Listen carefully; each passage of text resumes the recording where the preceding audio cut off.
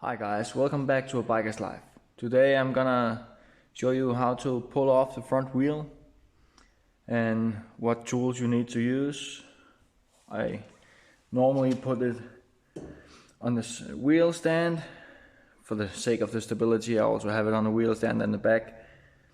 So we need a wrench.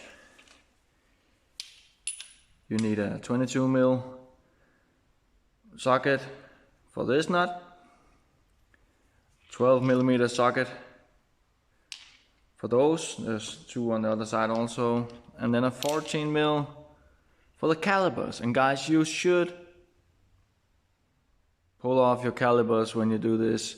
It's not a track bike, so we're not gonna just yank it through when we get the wheels off. Besides, we have it on a pretty unstable ground on these two, so we don't want to yank it out.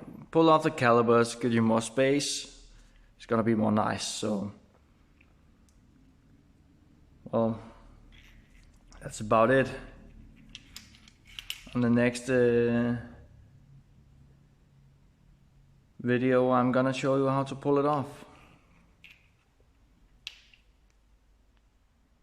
So that was the tools, the basics. Thank you very much.